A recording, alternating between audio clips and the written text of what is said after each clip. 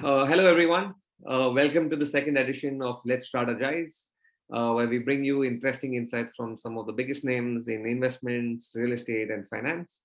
I'm Sudarshan, co-founder of Strata. Today I have Vaibhav Porwal, co-founder of Deserve.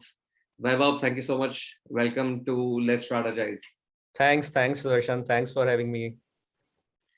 Before we jump in, Vaibhav would love to know more about what is Deserve up to.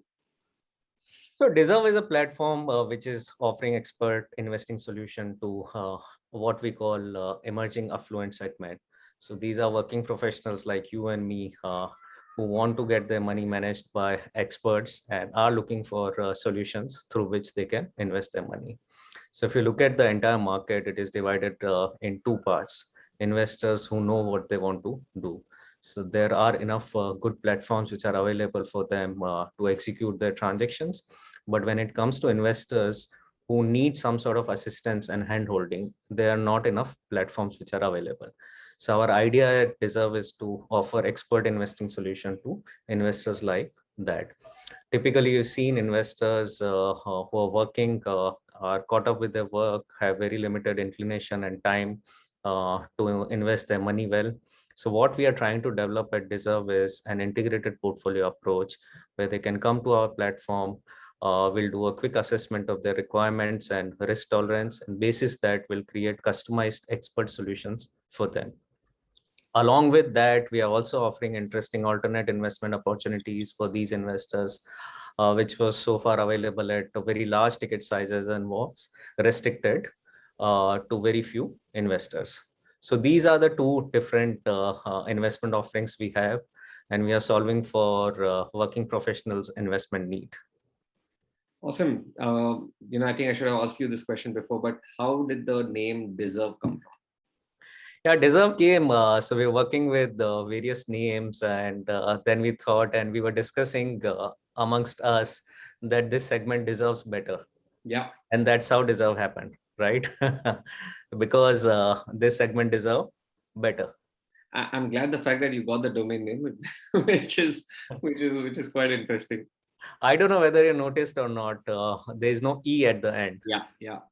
No, that's very smart for you to get it. Awesome, great. Vaibhav, I mean, you and your co-founders, you've been in the wealth management industry for several years now. I think over 1.5, 2 decades, if I'm not wrong. 18 years to be precise. Oh, wow, that's fantastic altogether. So what have you seen as the biggest difference the way wealthy people invest and to way retail investors, especially with your stint in the last 18 years? I'm sure you're managing the wealthiest of wealthiest money today, but what do you see as the core difference between wealthy investors and retail investors? The difference is at two levels. So first is in terms of the process that wealthy investors follow. And second, in terms of the choices which are available with wealthy investors, which are not available with smaller investors. Yeah. So I'll talk about the process first. In terms of process, wealthy investors' choice of investments are based on the reason. They will develop an extensive framework through which they manage their money. So which could comprise of factors like the kind of return expectations that they have, kind of liquidity requirements that they have, kind of risk tolerance that they have, and kind of tax structure that they have. So amalgamation of all these variables is something which leads to a framework. Once that framework is there, they develop an investment strategy. And after that, instrument selection is done to manage that investment strategy. I've seen and I don't want to generalize this, with a lot of investors is that they take instrument first approach. In case they like the instrument, they invest in that instrument, and amalgamation of all these instruments become the framework for these investors. The second difference that we have seen is the choice of instruments which are available to HNI investors versus other investors. HNI investors have been investing in unlisted space forever. They've been investing in large commercial real estate, which is generating rental yield for a long period of time. They've been able to invest in overseas instruments. So some of these instruments were not available with retail investors, but thanks to a platform like yours, these investment opportunities are also available with larger audience now. No, you're right, absolutely, and this is what it is, right? I mean, which brings to a very interesting question, which I would love to know, right? I mean, personal finance in general, right? We did a survey with our investors and we found out more than 70% of our investors take decisions about investment themselves. Yeah.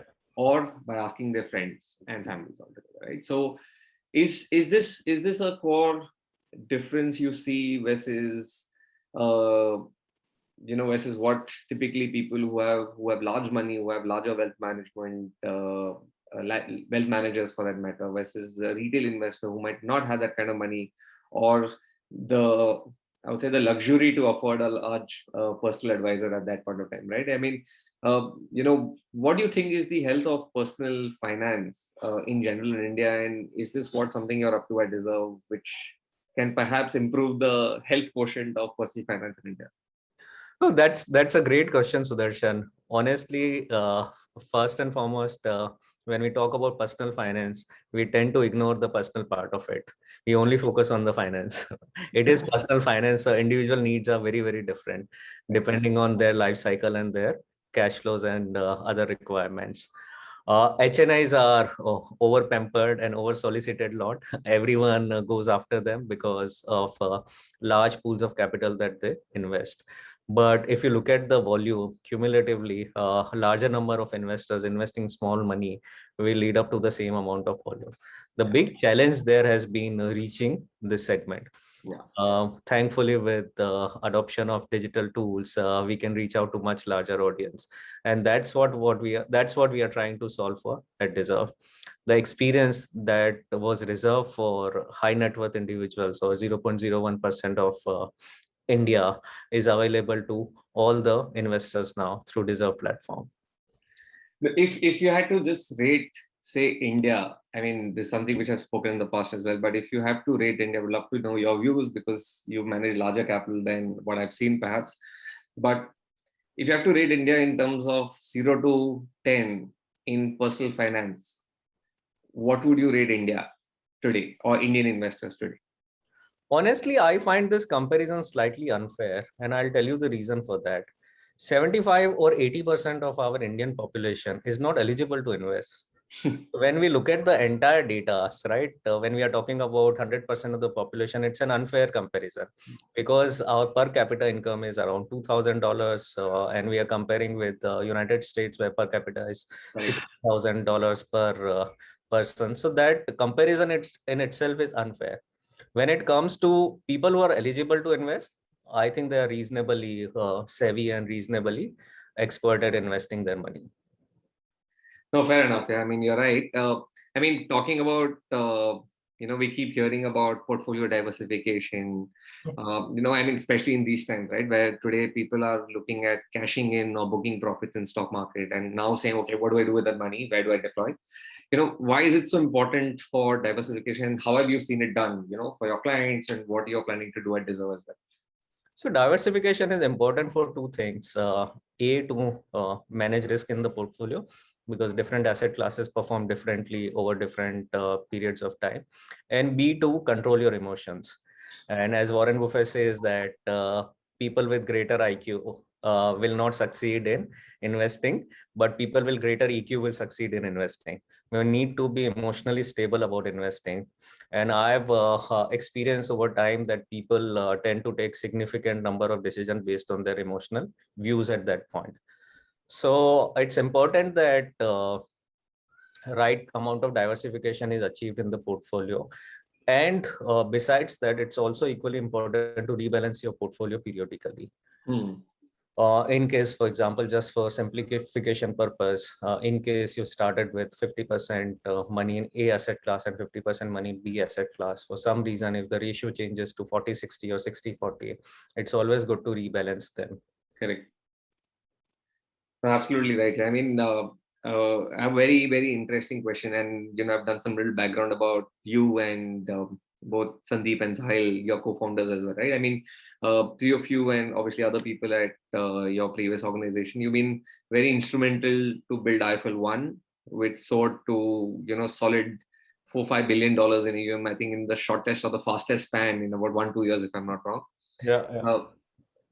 Biggest question, right? How did that happen? How did you scale it up so fast? And second is, what are the challenges you see when you deploy or manage such large capital?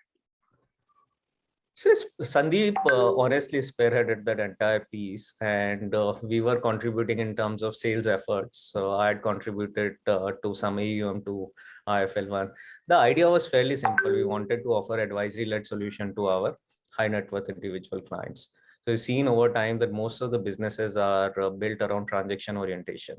We wanted to move away from that and bring in advisory orientation. So that was the idea, core idea behind IFL1, and it resonated with clients also. So that's something which brought the success. Alignment was fairly high in the proposition, and that's what attracted a lot of investors to IFL1. In terms of managing large money, honestly, once you have a framework in place, after that, whether it is 1 crore, 100 crore, or 1,000 crores, doesn't make any difference. You need to get your framework in place and deploy money within your framework. So that's as simple as it can get for me. No, completely agree. I mean, which comes to my second question, right? I mean, talking about asset classes where people would eventually deploy, speaking with your frameworks altogether, right? But India's mindset has always been to invest into gold, into real estate for that matter. I mean, the whole mindset of safe investment altogether, right? I mean, why is that? I mean, we are a developing country, which means there's a lot of opportunities. All foreign capital are coming in, taking that risk, and obviously the reward is fantastic, right? But us as Indian investors in general, our mindset is different, right? I mean, are you seeing any changes, or in general, why do you think this trend will continue to be so? So it's more a function of familiarity bias. We've seen our fathers, parents, family invest in real estate and gold and make a reasonable amount of returns also.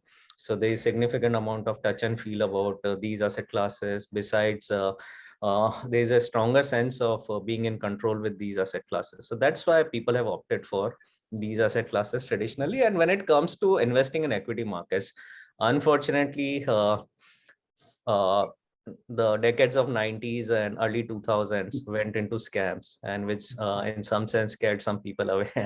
And after that, people are gathering courage, and for a long period of time, FD, real estate, and gold delivered significantly higher returns.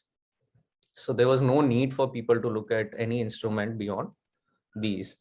But now that returns are coming off in all of these asset classes, people are coming to equity. But my again sincere request to all of them is come to equity markets and brace yourself for volatility, because volatility is part of the game. Correct. Absolutely. Completely with you on that. I mean, all the asset classes which you spoke, right, today, whether it's gold, fixed deposits, all, I think gold in some extent still for Indians is a very different asset class. It's emotional, and it's perhaps been one of the most consistent CAGR performing asset class in general for everyone's portfolio altogether, right? See, inadvertently, we achieved some sort of currency diversification by investing in gold. Cool. Gold prices are pegged against dollars. So all the depreciation that we have seen in rupee, gold has been able to guard our investments against that. So that's been a big positive of gold. Correct. So you mentioned stock market being volatile today, right? So even our investors, we speak to a lot of them, and they're like, okay, so we ask them, what is exciting you towards investing in real estate itself in general today, right? And when especially stock market is at a completely different tangent altogether with terms of returns altogether, right? So question comes is today, if someone's wanting to book profits, saying that, okay, I think this is good for me, I don't aspire to one more, or rather I think the market is too overheated and I would love to step back, cash out, and start investing into other things, right? So do you think alternative assets are now becoming popular, where people are ready to take some risk for that extra yield in general, or some extra basis point in terms of returns? And also at the same time, what do you think is the most exciting alternative assets which typically you advise your clients, or what you are perhaps planning to bring on board at Deserve as well, which investors can invest? So alternate assets have always been there. So you are also from a business family. I'm also from a business family. We've seen money lending very closely. I've seen family members doing bill discounting, revenue-based financing. We've seen people investing in real estate, earning rental income. So alternate investing has always been there.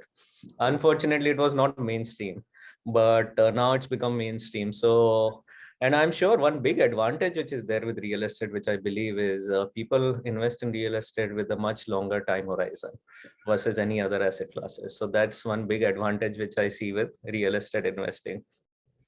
So for us at Deserve, obviously, we are looking at different asset classes and different opportunities within alternate space. The biggest reason for which we'll recommend alternate asset is for the fitment in the portfolio. If it is achieving certain investment objectives, we'll recommend that asset to our investors. So as I said, we are not averse to any asset class, but we are not open to any asset class which is not serving any purpose in the portfolio. So for me, most of these alternate asset classes are extremely relevant, and they have a place in the portfolio as long as investors' objectives are fulfilled by investing in these asset classes. Oh, fair enough. You're absolutely right. So, I mean, what's your advice to an investor today? What should they be looking for, whether it's normal equity investments or alternative investments? Like, what's your number one advice which you would give to your investors today? Don't invest because you've seen historical performance. Invest because you want to make money in the future. That's extremely important because historical performance may or may not repeat itself. That's the biggest issue that I've seen. So I'll give you an example, and which is extremely important for us, and I always followed this in practice. I firmly believe that people change their return expectations, but they never change their risk appetite. So if you see significant performance coming from a particular asset class, money will move towards that asset class. But the moment there is a downturn in that asset class, people who did not have the right risk tolerance or appetite for that asset class or that volatility will exit out of that asset class. And by doing that, they will convert their temporary losses into permanent losses. So it's important that you understand your risk tolerance, your investment objectives, and create a portfolio which has allocation across different asset classes. Because as I said at the outset, different asset classes perform differently at different points of time. So I was giving you this example and very interesting data between 2008 to 2013. I always quote this data to all my investors. Gold delivered 80% returns. Yeah. And trust me, equity markets delivered zero returns, 5-year period, and 5 year is a reasonably long period. Within 1 year, the entire scenario changed. 2013 to 2018, equity markets delivered 170% returns, and gold delivered zero return. So you need to have a mix of all the asset classes. It's very difficult to predict which asset class will perform at what time. As long as you have the right mix of asset classes and you are able to rebalance your portfolio periodically, you will be able to lead the allocation instead of lagging the allocation. Correct. No, Vaibhav, this is very good advice and very interesting insight. In fact, I was talking to one of our clients yesterday, and he was mentioning his friend was at one point of time one of the richest person in from his town, where he came from. They had palaces, multiple things, etc. The only thing left right now, after all the businesses, after I think close to about 10 decades or after a century, is only their palace now, right? So one thing which he told is, whatever said and done, only one thing which he has seen going through generation after generation is perhaps only real estate, right?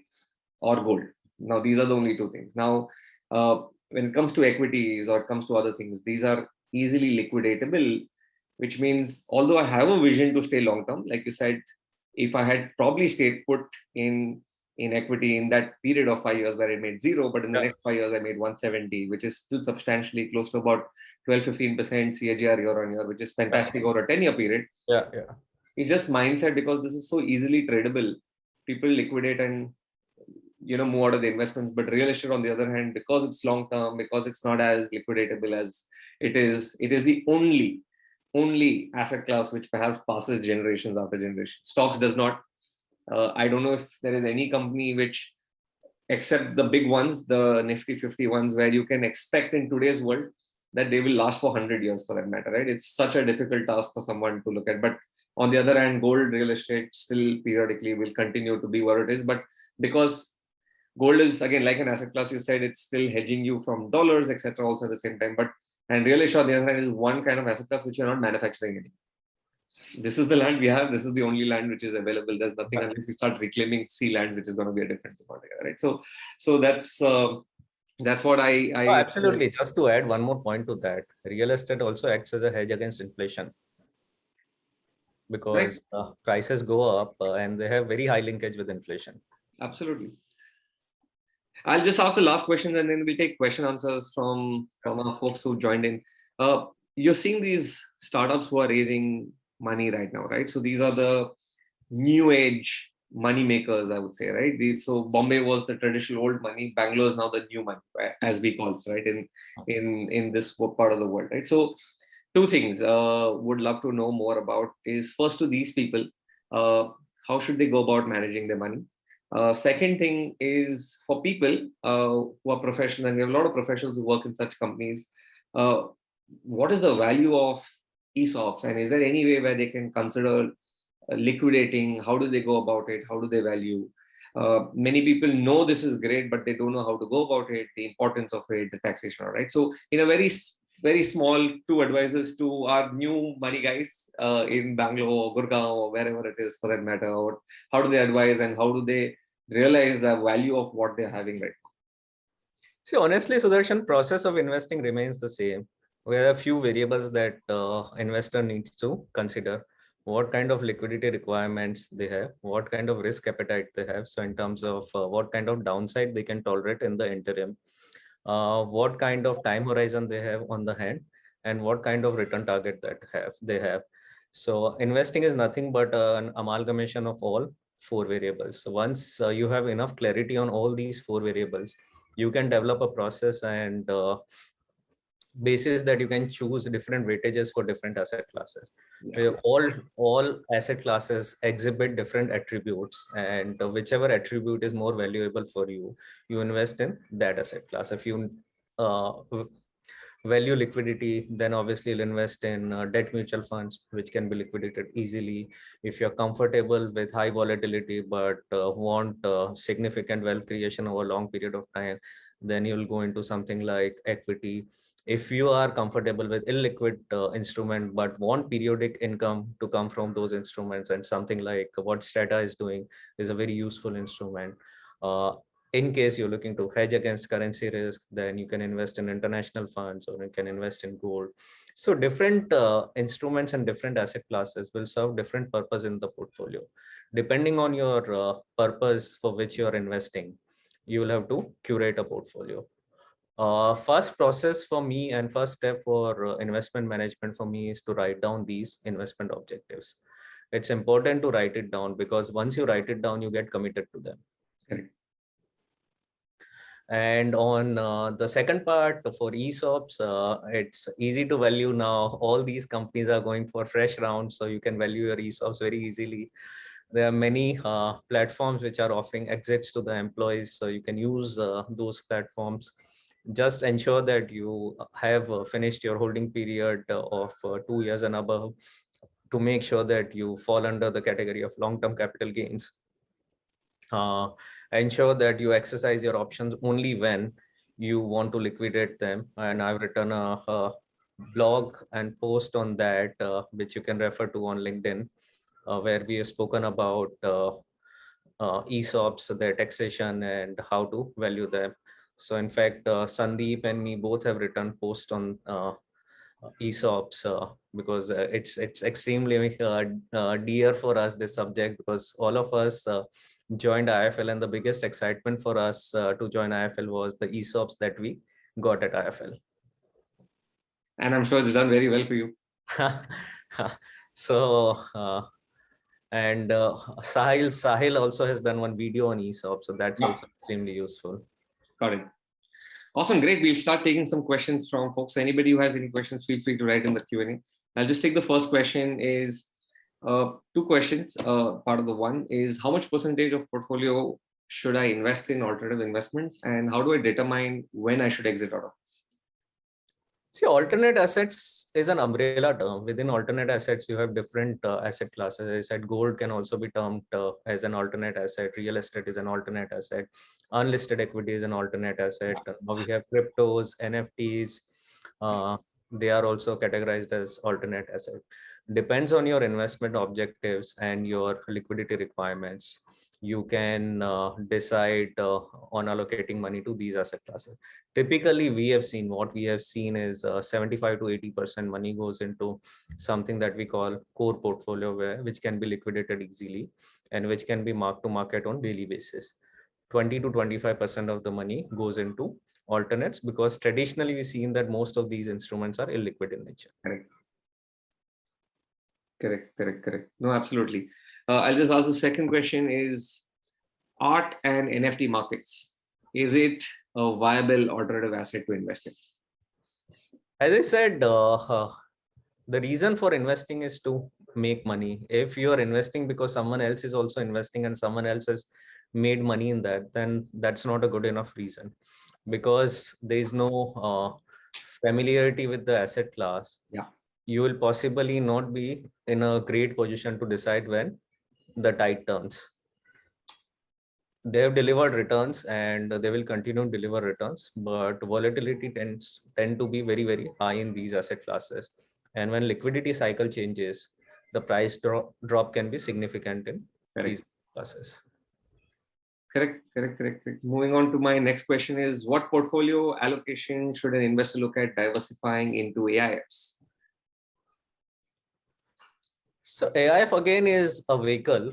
Underlying instruments is what matters the most. AIFs can invest in I think I'll probably rephrase this question in the interest for Mr. Shetty, who has asked this. So let's say AIF of two kinds. One can be a real estate AIF and the other one can be AIF or hedge fund, right? I mean, what invest in listed equity also. So you have AIFs which invest in listed equity. You have AIFs which invest in unlisted equity. Yeah. So what do you think? What kind of portfolio should one look at diversifying into, say, an unlisted equity or a listed equity, or perhaps in a hedge fund if there is a possibility for that?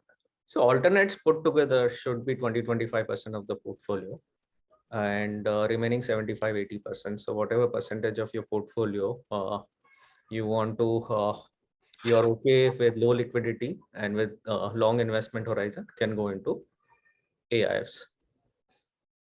Got it. I have a question for Mr. Harshit. Any examples of startups before IPO companies as mentioned on your website? Deserves provides close to about 14 to 19% for medium high risk. How does it stand out for comparable mutual funds? And the third question which is asked is, do you think crypto is a bubble, or do you think it's a valid investment which I should consider? So first question is sorry. So your first question is examples of startups before IPO companies which are mentioned on your website. So done couple of transactions so far. So one is South-based NBFC, which is going public in 6 months' time, and second is India's largest mobility company. So these two companies' stocks are available on Deserve's platform. We are looking at a few other transactions also. So all of these transactions will keep coming on the platform. But one thing that we promise to all our users is it's not a platform. Deserve is not a platform or a marketplace.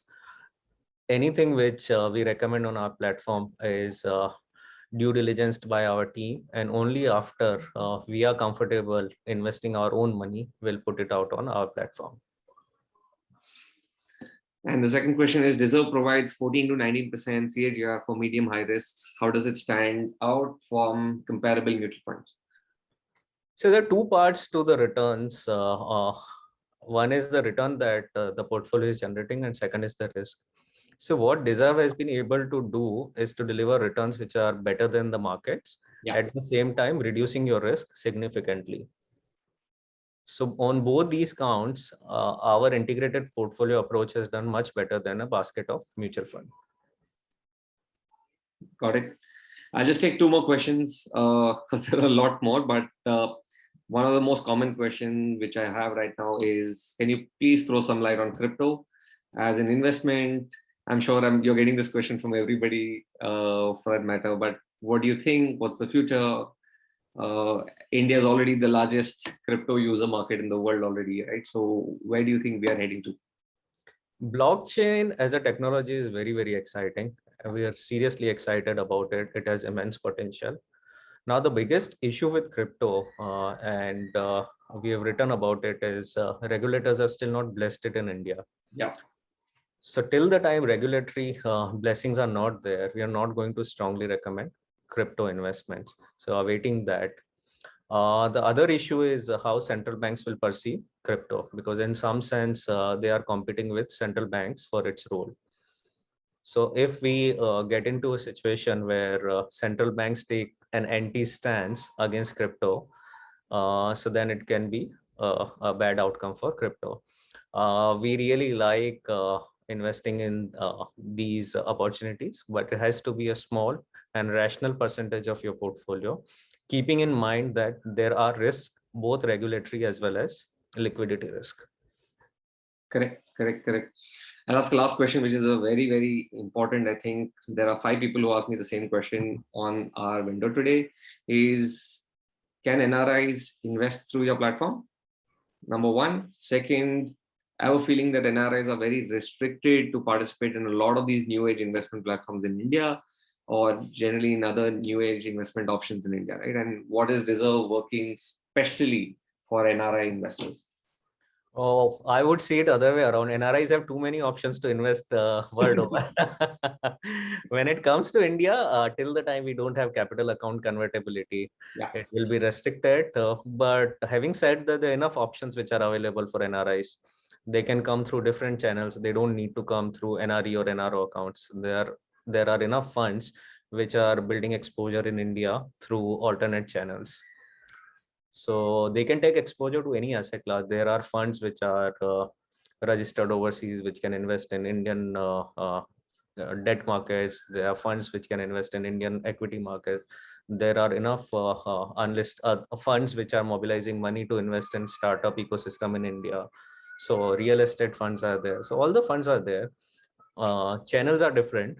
Direct investing is slightly restricted, but I think it gets more than compensated by the fact that they get far many options internationally.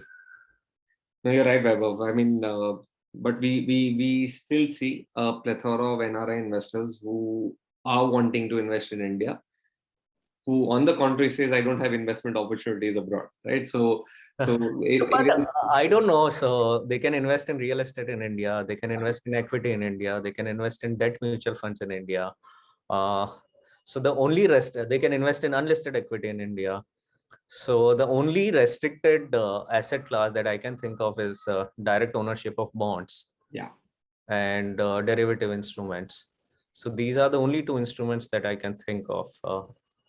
If there's any other asset class where they can't invest, Deserve is happy to create a vehicle to facilitate that. Awesome. Great. I think I'll end with this. Thank you everyone for joining in, and thank you so much, Weber, for doing this, with us, so that our entire investor base knows what you're up to at Deserve.